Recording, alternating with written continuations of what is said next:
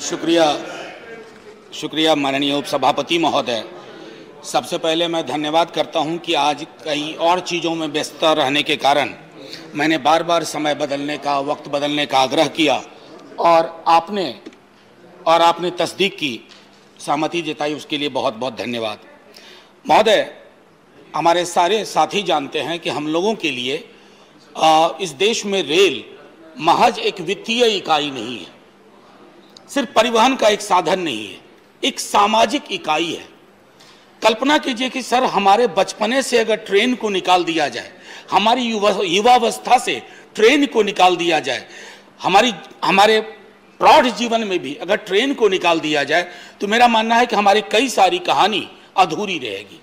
हम में से कईयों ने, मैं समझता हूं लगभग सबों ने, ट्रेन की खिड़की में साधारण दर्जे में बैठ करके बाहर देखते हुए कई सपने देखे होंगे। कुछ मुकम्मल हुए, कुछ नहीं हुए। मैं सिर्फ ये कहना चाहता हूं कि पाकीज़ा फिल्म में अगर उस गाना चलते चलते मुझे यूं ही कोई मिल गया था, अगर ट्रेन का वो सिंबॉलिज्म निकाल दिया जाए माननीय उपसभापति महोदय, तो उस फिल्म में ट्रेन के माध्यम से विरह और वसल की, हिजर और विसाल की कितनी सारी चीजें हैं और कई सारी फिल्में बनी। ये मैंने सर इसलिए कहा ना सर, कि अब जब भारतीय रेल पर खतरा मंडरा रहा है, माननीय रेल मंत्री जी बहुत ही कुशल प्रबंधक माने जाते हैं, शालीन व्यक्तित्व भी है, लेकिन अक्सर ऐसे ही लोगों के माध्यम से कुछ वैसे भी काम करवा लिया जाता है जिसका हमें अंदेशा होता है। मैं क्या कहूं, अक्सर कत्ल करने वाले हाथ अपने ही होते हैं। एनीवे सर, माननीय उपसभापति महोदय, मैं राष्ट्रीय जनता दल से ताल्लुक रखता हूं। मेरा राष्ट्रीय अध्यक्ष लालू जी हैं। वो एक रेल मंत्री के रूप में पूरे दुनिया में जाने जाते हैं। मैं क्यों ये बात कह रहा हूं सर, इसलिए नहीं कि मैं उनके दल का हूं, मैं इसलिए बात कह रहा हूं कि कई सारी चीजें, जैसे आज डेडिकेटेड फ्रेट कॉरिडोर की बात हो रही है, पहला कॉन्सेप्ट नोट इवॉल्व फॉर्म में उसी वक्त आया सर। रेल नेटवर्क को लीजिए, और मैं समझता हूं पैसेंजर एमिनिटीज को लेकर के जो उनकी पहल थी, कुलियों के अब्जॉर्प्शन को लेकर के, मैं सिर्फ आज इसलिए कह रहा हूं, थोड़ी पीड़ा में भी कह रहा हूं, एक ऐसा व्यक्ति जो प्रदेश का मुख्यमंत्री रहा, इस देश का रेल मंत्री रहा, जिसने बहुत सारी चीजें की, मैं समझता हूं कि उनको अगर कोई जरूरत है चिकित्सीय हस्तक्षेप की बेहतर, तो वो उपलब्ध कराई जाए, राग द्वेष से पड़े, क्योंकि राग द्वेष से पीड़ा होती है, कष्ट होता है। माननीय उपसभापति महोदय, इससे पहले कि मैं 2-4 सवाल रखूं, मैं कुछ चीजें, जैसे हमारे मित्र नीरज जी ने बलिया के बारे में कहा। सर, बलिया हो सकता है जगह छोटी हो, लेकिन मिजाज बहुत बड़ा है ऐसी जगहों का। ऐसे ही बागी बलिया नहीं कहा गया, और बलिया से हमारे भूतपूर्व प्रधानमंत्री स्वर्गीय चंद्रशेखर जी आते हैं। बलिया के सौंदर्यीकरण में मैं आपसे विनती करता हूं माननीय मंत्री महोदय, वहां एक आदमकद प्रतिमा स्वर्गीय चंद्रशेखर जी की लगाई जाए।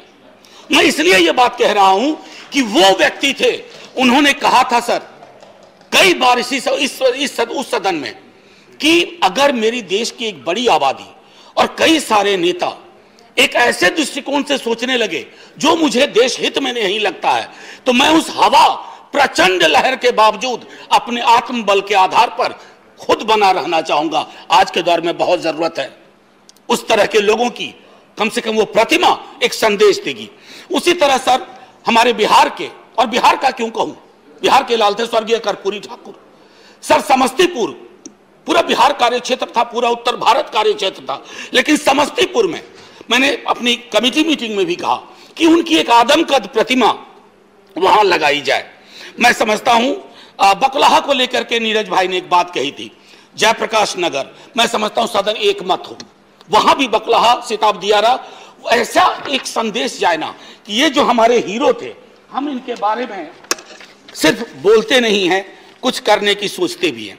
अब माननीय उपसभापति महोदय, आज के हाल के दिनों में हम सब ने विजुअल्स देखे होंगे अभ्यर्थियों पे लाठीचार्ज वगैरह की, सबने विरोध प्रकट किया। सत्ता पक्ष के भी कुछ लोगों ने अलग अलग ढंग से 0 आवर में कहीं भी अपनी बात रखी। मैं समझता हूं कि देश को विजुअल्स फिर न देखने पड़े। माननीय रेल मंत्री जी, ये तय करिए, क्योंकि उसकी टेक्निकलिटी में मैं बाद में आऊंगा। मैं अभी ये कहना चाहता हूं एक छोटा 2018 में assistant loco pilot and technician की वैकेंसी निकली साहब, 4 एग्जाम हुए, मेडिकल भी हुआ और अभी तक 7,000 अभ्यर्थी स्टैंड बाय में है। सर आपके कैटेगरी में वो स्टैंड बाय में है, लेकिन उनके जहन में स्टैंड बाय नहीं है सर, हिले पड़े हैं। और ये अभ्यर्थी नहीं है, परिवार के परिवार है। मैं समझता हूं कि माननीय रेल मंत्री जी इस पर एक आपकी तवज्जो हो। सर एक हल्के में एक बात कहता हूं, मैं तकरीबन 15-16 वर्ष का था, उस वक्त से मेरे शहर सहरसा में एक ओवरब्रिज की बात होती थी। मैंने स्कूल भी खत्म नहीं किया था सर, और अब इतने वर्ष बीत गए, अब जाकर के वो ओवरब्रिज पर कुछ चर्चा चल रही है। माननीय मंत्री जी आप सिर्फ नोट कर लीजिए, सहरसा शहर में एक बाजार हुआ करता था जो मूलतः बाहर सहरसा मेरे शहर का बाजार था। हम सब बड़े हुए हैं सर, इस ओवरब्रिज की वजह से, एक खास डिजाइन को फॉलो करने की वजह से वो बाजार खत्म हो जाएगा, हजारों परिवार तबाह हो जाएंगे और सहरसा की जो एक नैसर्गिक पहचान थी उसको भी चोट लगेगी। मैं आग्रह करता हूं कि उसके वैकल्पिक डिजाइन का अगर संभव हो तो दिखवा लिया जाए सर। फ्रेट सर्विसेज की मैं बात करता हूं, 85% रेवेन्यू रेलवे का आता है, इससे कोई इनकार नहीं है, लेकिन उसका भी अगर आप कंपोजिशन देखें तो 3 चीजें खास तौर पे हैं, कोल, आयरन एंड सीमेंट 70%। इसमें कितना डाइवर्सिफिकेशन हो सकता है, इस पर हमें विचार करना चाहिए सर। यह आलोचना नहीं, सुझाव की शक्ल में है। दूसरा है सर कि सन 51-52 में 85% था रेलवे का कंट्रीब्यूशन इन कैरेज, 17.5% है ये बीते 2 वर्ष 19-20 के डेटा के हिसाब से। सर हमारा मानना है कि अभी जैसे हमारे सहस्रबुद्धे जी कह रहे थे, आपको डिसेबल फ्रेंडली जो हमारे गोल्स थे वो अभी भी पूरे नहीं हुए हैं। और एम्प्लॉयमेंट के बारे में मैं कह चुका हूं सर, वैकेंसीज आपके पास है, बल्कि आप across railway zones, sir 2 minute लूंगा, अक्रॉस रेलवे जोन्स आपके पास वैकेंसी है। कई जोन्स में वैकेंसी सरेंडर क्यों कर रहे हैं? एक देश में जहां अनएम्प्लॉयमेंट आज इस चरम परिस्थिति में है, वहां अगर आप वैकेंसी सरेंडर कर रहे हैं तो इसको मैं बहुत बड़ा गुनाह मानता हूं, और मैं जानता हूं कि माननीय रेल मंत्री जी इस गुनाह को आप कम से कम नहीं करना चाहेंगे, उनके लिए दरवाजे खोल दीजिए। स्पोर्ट्स कैटेगरी में सर यहां कई बार चर्चा हुई, माननीय प्रधानमंत्री जी ने भी स्काउट्स एंड गाइड्स की बात की, काफी शिद्दत से, काफी मेहनत से वो बच्चे काम कर रहे थे।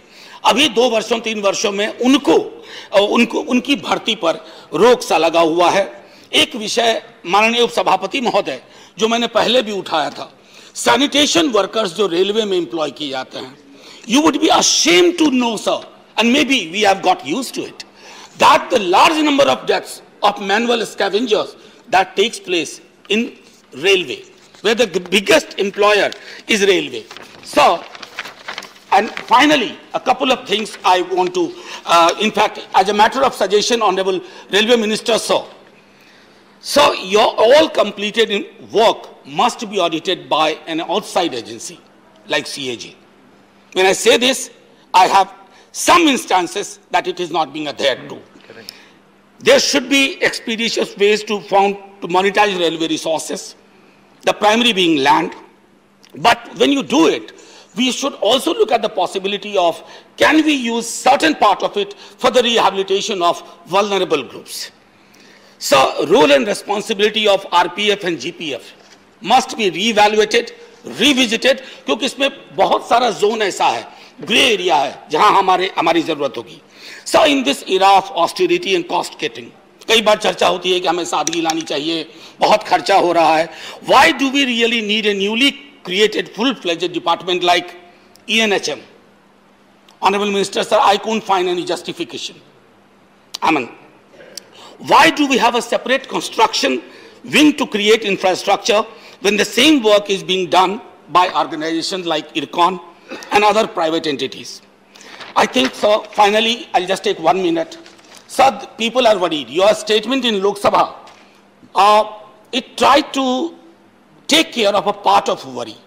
But looking at the fate of Air India, I know, looking at the fate of Air India, my worry is, are we allowing Indian Railways to go the Air India way? We don't have a national carrier now. Are we going to see a situation? Sir just सोच के देखें हम लोग, अगर बस 30 second लूंगा sir.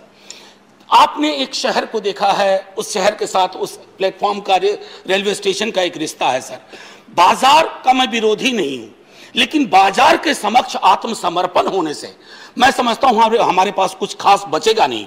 और मैं फिर स्वर्गीय चंद्रशेखर जी को इस फसाने में लाकर, अफसाने में लाकर कहना चाहता हूं कि जब उन्होंने 1990s में भी ये बात कही थी और कई दफा, इतना हमें सनद रहे कि इतिहास हमारा मूल्यांकन 2-4 फैसलों से नहीं करता है, फैसलों की लंबी श्रृंखला को गौर से देखता है और यह देखता है कि क्या आपके निर्णय किसी के दबाव में थे या किन्हीं के दबाव में थे।